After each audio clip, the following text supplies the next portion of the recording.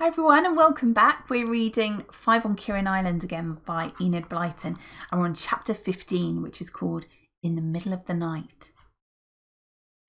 George did not moan any more about her worries. She went about with an anxious look in her blue eyes, but she had the sense not to tell her mother how worried she was at not seeing Timmy in the glass room when her father signalled. She mentioned it, of course, but her mother took the same view as Julian did.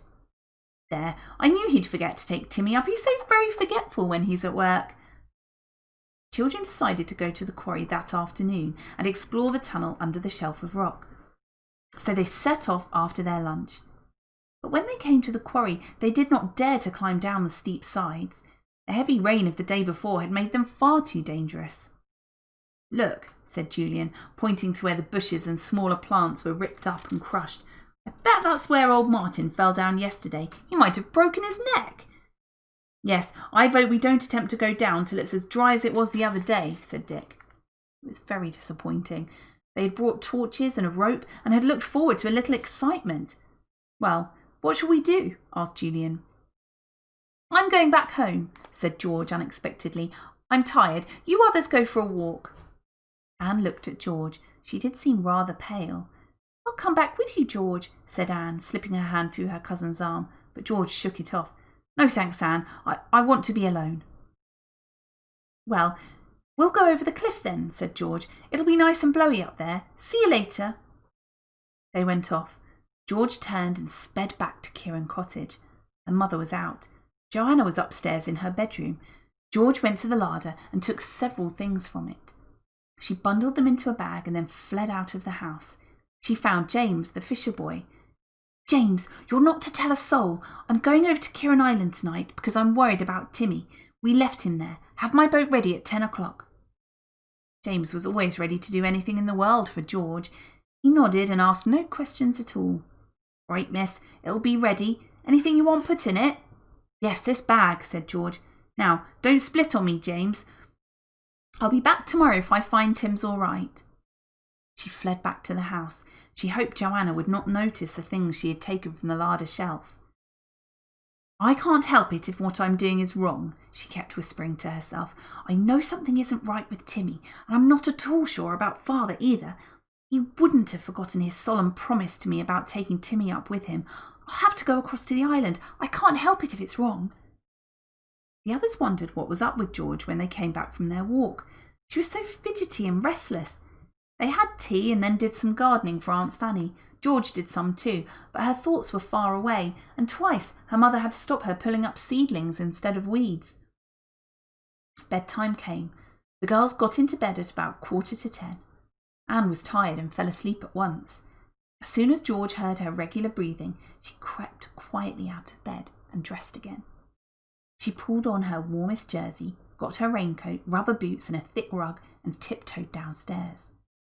Out of the side door she went and into the night. There was a bit of a moon in the sky, so it was not as dark as usual. George was glad. She would be able to see her way through the rocks a little now, though she was sure she could guide the boat even in the dark.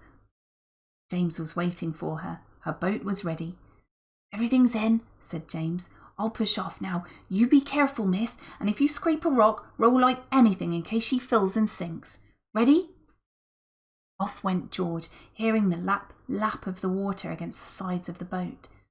She heaved a sigh of relief and began to row strongly away from the shore. She frowned as she rowed.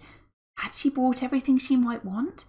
2 torches, plenty of food, a tin opener, something to drink, a rug to wrap herself in tonight. Back at Kirrin Cottage, Julian lay in bed watching for his uncle's signal. 10:30. Now for the signal.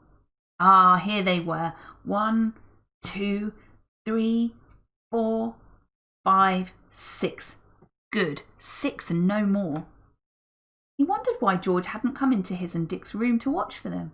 She had last night. He got up, padded to the door of George's room and put his head in. George, he said softly, it's okay. Your father's signals have just come again. There was no reply. Julian heard regular breathing and turned to go back to bed. The girls must be asleep already. Well, George couldn't really be worrying much about Timmy now then. Julian got into his bed and soon fell asleep himself.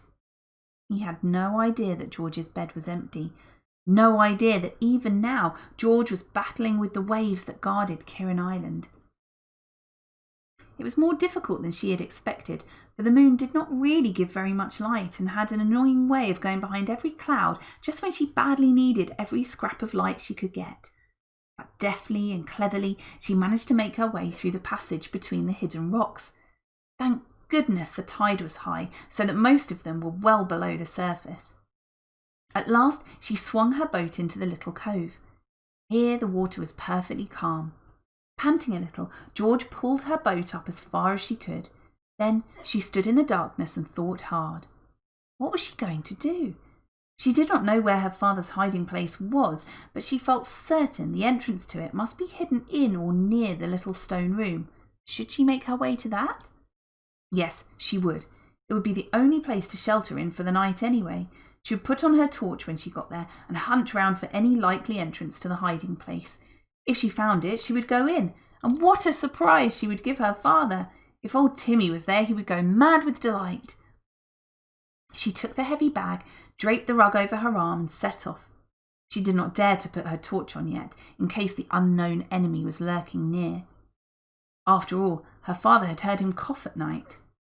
George was not frightened. She did not even think about being frightened. All her thoughts were set on finding Timmy and making sure he was safe. She came to the little stone room. It was pitch dark in there, of course. Not even the faint light of the moon pierced into its blackness. George had to put on her torch. She put down her bundle by the wall at the back, near the old fireplace recess. She draped the rug over it and sat down to have a rest, switching off her torch. After a while, she got up cautiously and switched on her torch again. She began to search for the hiding place. Where could the entrance be? She flashed her torch onto every flagstone in the floor of the room, but not one looked as if it had been moved or lifted. There was nothing to show where there might be an entrance underground. She moved round the walls, examining those too in the light of her torch. No, there was no sign that a hidden way lay behind any of those stones either. It was most tantalising. If she only knew. She went to wrap the rug around her and to sit and think. It was cold now. She was shivering as she sat there in the dark, trying to puzzle out where the hidden entrance could be. Then she heard a sound. She jumped and then stiffened all over, holding her breath painfully. What was it? There was a curious grating noise, then a slight thud. It came from the recess where people long ago had built their big log fires. George sat perfectly still, straining her eyes and ears. She saw a beam of light in the fireplace recess. Then she heard a man's cough. Was it her father? He had a cough at times. She listened hard. The beam of light grew brighter. Then she heard another noise. It sounded as if someone had jumped down from somewhere. And then a voice. Come on! It was not her father's voice. George grew cold with fear then. Not her father's voice. Then what had happened to him? And to Timmy? Someone else jumped down into the recess, grumbling. I'm not used to this crawling about. That wasn't her father's voice either. So there were two unknown enemies, not one, and they knew her father's secret workroom. George felt almost faint with horror. Whatever had happened to him and Timmy? The men walked out of the little stone room without seeing George at all. She guessed they were going to the tower. How long would they be? Long enough for her to search for the place they had appeared from? She strained her ears again. She heard their footsteps going out into the great yard. She tiptoed to the doorway and looked out. Yes, there was the light of the torch near the tower. If they were going up, there would be plenty of time to look around. She went back into the little stone room. Her hands were trembling, and she found it difficult to switch on her torch. She went to the fireplace recess and flashed the light into it. She gave a gasp. Halfway up the recess at the back was a black opening. She flashed the light up there. Evidently, there was a movable stone halfway up that swung back and revealed an entrance behind. An entrance to what? Were there steps such as were shown in the old map? Feeling quite breathless, George stood on tiptoe and flashed her light into the hole. Yes, there were steps. They went down into the wall at the back. She remembered that the little stone room backed onto one of the immensely thick old walls still left. She stood there, uncertain what to do. Had she better go down and see if she could find Timmy and her father? But if she did, she might be made prisoner too. On the other hand, if she stayed outside and the men came back and shut up the entrance, she might not be able to open it. She would be worse off than ever. I'll go down, she suddenly decided, but I'd better take my bag and the rug in case the men come back and see them. I don't want them to know I'm on the island if I can help it. I could hide them somewhere down there, I expect. I wonder if this entrance leads down to the dungeons. She lifted up the rug and the bag and pushed them into the hole. She heard the bag roll down the steps, the tins inside making a muffled noise. Then she climbed up herself. Gracious, what a long dark flight of steps! Wherever did they lead to?